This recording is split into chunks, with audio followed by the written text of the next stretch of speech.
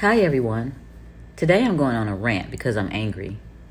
I've tried Airbnb 3 times, and as the saying goes, 3 strikes and you're out.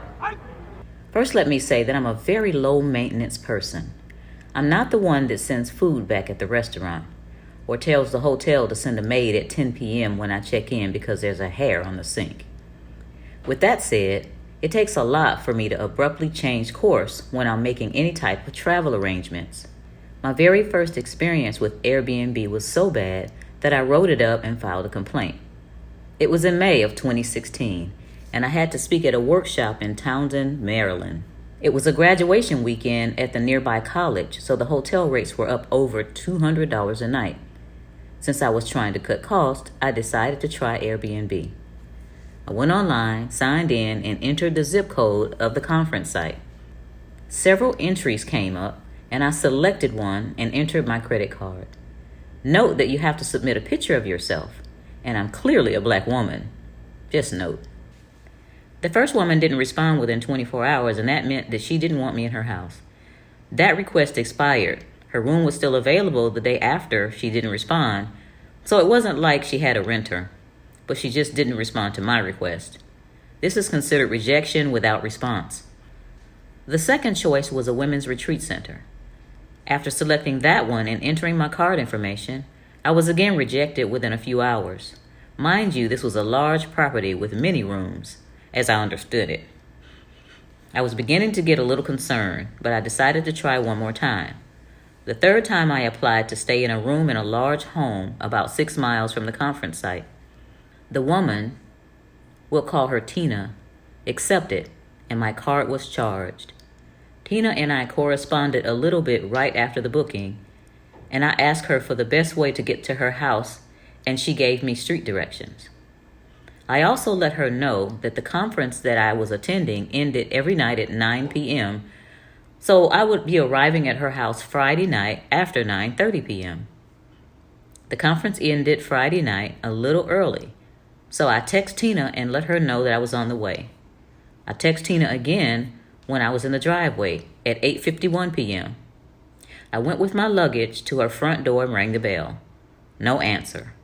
I pulled out my phone to text Tina, but I realized that she texted me at 8:52 p.m. to say that she was on the phone with the client and she needed 5 minutes. I thought that was rather strange since most people have cell phones and not landlines, but I waited and she finally came to the door. She took me upstairs and showed me the room and the bathroom, and she talked about 5 minutes about her life before saying that she was going to bed because she had to go to work in the morning. She gave me a key to the back door, and I went into the bedroom. The bed was not made. The top blanket was thrown over the bed, and there were several pillows on top of it. After showering, I went into the room and pulled back the covers. The covers were nasty and greasy. There were at least 7 small, black, unidentified specks on the fitted sheet, along with what looked like a lot of eraser shavings. The more I pulled back the cover, the more particles I found on the fitted sheet. In the middle of the sheet was something light brown.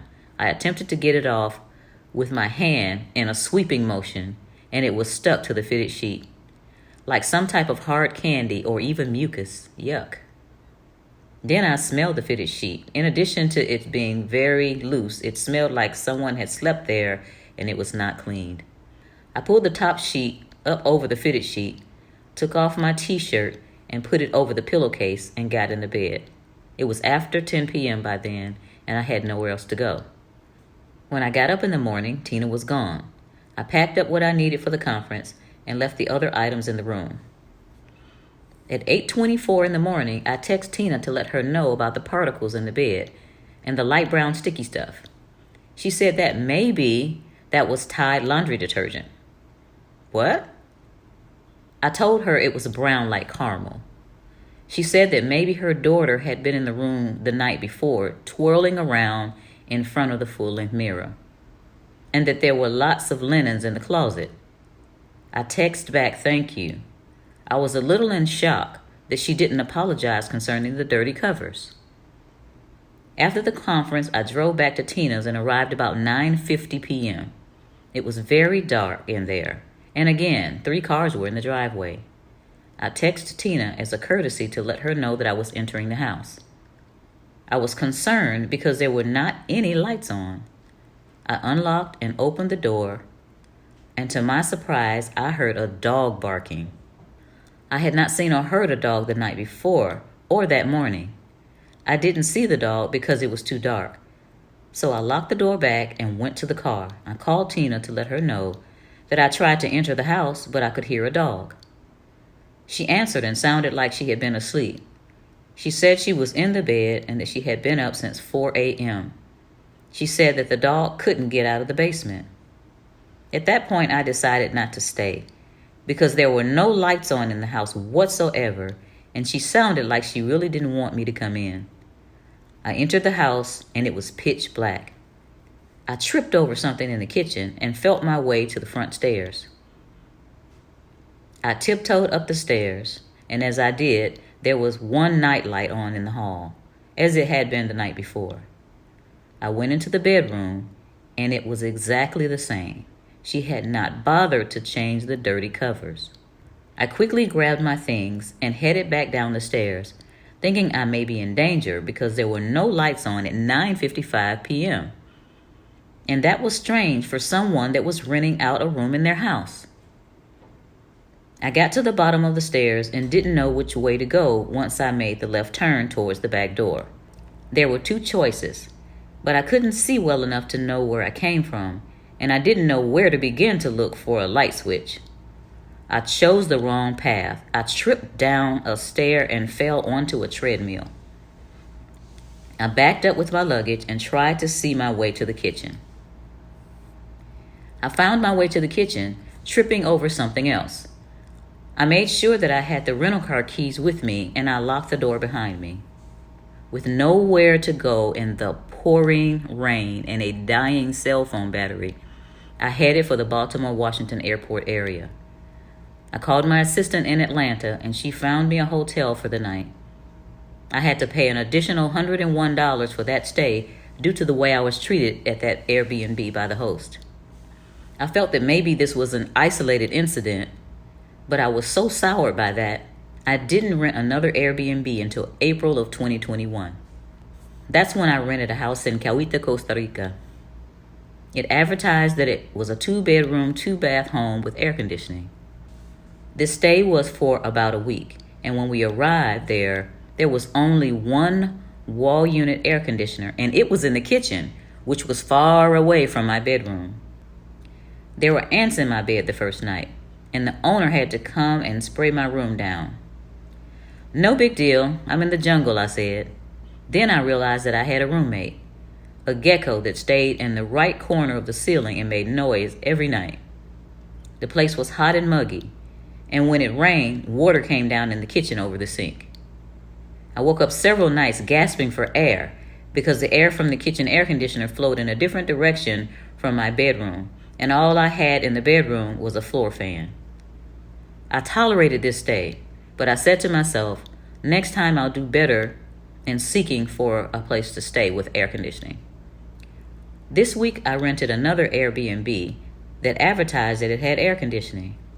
The description was craftily worded so that if you didn't ask, you wouldn't think that the whole house had one air conditioner. Turns out, the one air conditioner was in the master bedroom. Long story short, when we entered the house, it reeked of mildew. It was apparent that the house had not been rented out for a long time, and since it was on the ocean and the humidity is always high, it should have been heavily ventilated. Well, it hadn't been ventilated. And to add insult to injury, there were no ceiling fans in the common areas of the house. The 2 bedrooms had ceiling fans, but those fans were just twirling around mildew-laden air, and they had a governor on them, which limited the speed to the low setting. We arrived late Sunday night, and the next morning I contacted the owner about the mold and mildew smell. He said he didn't know what to do about it, which obviously meant that he knew about it. The light in the master bedroom flickered to the point where I couldn't get any work done. The owner said he would change the light and see if that would work, and for the mildew, he suggested that we open the windows. That first day, we kept the windows open, and part-time, we had the front door open. The smell subsided some, but when we closed the doors and the curtains the second night, the smell returned. I tried to do some work that second night on the computer in the bedroom, but the light kept flickering like an emergency response light. I decided to get a lamp from the living room. I went out of the bedroom to the upper, hot, moldy front room, but there were no lamps. There was no way I was going to come out of the air-conditioned bedroom and work in this mildew-laden living room. That next morning, I informed the owner that we could not endure the smell. I woke up with a massive headache and burning eyes, and my associate said that her throat and eyes were burning. I took pictures of the mildew, and I did a 4-minute video showing that there were no ceiling fans in the living room. I took pictures of the messages where the owner said he didn't know what to do about the mildew, and I sent the information to Airbnb for a refund of the days that we paid for but were not staying there. I had paid extra for Airbnb air cover insurance in case we had to change plans and not stay the entire time. To my chagrin, Airbnb would not refund us for the rest of the nights that we weren't going to stay because, and I quote, "After careful review of the documentation you provided, I can confirm that insufficient ventilation is not eligible under air cover for guests." Do you understand how crazy that sounds? In other words, I'm sorry you can't breathe, and when you breathe, the air is full of mildew, and your eyes are burning, and you have a massive headache, but you should be able to stay there another 13 nights. Well, that's a bunch of malarkey. I have other remedies in play, but the fact that they thought it was okay to take my money and I couldn't breathe is enough to cut ties with Airbnb and out them for being a non-caring, money-grabbing company with poor customer service. I've talked to other people that had very good experiences with this service, but I've also talked to those that have had bad experiences. For me, it's over with Airbnb. I'll find another company with higher standards, or I'll go back to staying at hotels. Either way, my dealings with Airbnb are done. Keep in mind that the corporatocracy doesn't give a rip about us. We need to make our own way. More on that point coming up. Please like, share, and subscribe to my channel. And let me know if you have any Airbnb horror stories. Also, because so many content creators are being deplatformed, please go over and register on my new website, sherrypeeljackson.com, so that you won't miss out on anything that I do. When you go over, check out the page that tells you 20 things you didn't know about Sherry. It'll give you an eyeful. Also, my first mini course is available online on my website to help you keep, protect, and grow what you earn. And I'll be conducting a 12-week boot camp starting October 19th. More on that later. Until next time, this is Sherry Peel Jackson signing out.